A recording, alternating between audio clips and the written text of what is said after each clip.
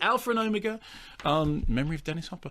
So 2 packs of wolves, warring wolves, marriage between the wolves will sort out the warring between the wolves. Alpha wolves, Omega wolves. Alpha Are and they Alpha. the wolves of Gahul? They're not the wolves of Gahul, no. They should meet the owls of Gahul. The Alpha and Omegas of Gahul should meet the... Anyway, so 2 packs of wolves, right? Has to be a central marriage. Problem is, Alpha wolf actually kind of likes the Omega wolf. Other Alpha wolves going out to meet. Then 2 of them get kidnapped and taken off to another part. Then they have to make their way back, and then they have to... Once again, innocuous, not very interesting story you've seen a million times. You've seen, it's kind of Lion King light, and it's nothing. But in its defence, there's nothing that's particularly problematic in it, and it has musical howling sequences. I mean, the central motif in it is can the wolves learn to howl in Gahul, and that's the howling turns into musical numbers, sort of like so.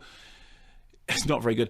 The other animation that's out this week is this thing, Mary and Max. And have you seen clips of this? There have been quite a few clips. No, can you play me one? No, I can't. Okay. I haven't got enough time. Mary and Max, an Australian animation, stop motion animation. Mary is a young girl she lives with her alcoholic mother. She's kind of alone, and she's got a strange take on the world. Max is an anxious, very obsessive guy living in New York. She writes to him, having found his name in the phone book, and asks him a bunch of questions about what life is like in America. And he, being the oddball, strange, misfit character that he is, writes back to her, and they begin this long-distance letter-writing relationship based on a strangely obsessive and offbeat and odd take on the world. The animation is really beautifully done. It's stop-motion animation. It's really, it's a joy to behold.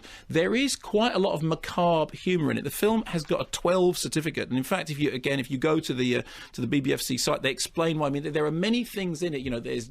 There's death and strangeness and oddness and illness and alcoholism, and it's not, I have to say, a fun for all the family kids movie. It is for a more mature audience. But if you think, for example, of the most macabre, most strange stuff that Tim Burton did, and then you forget all about that and then move on, it's kind of a step beyond that. Very, very fine voice performances, beautifully detailed animation, a strange, dark, twisted, sideways look at the world that was...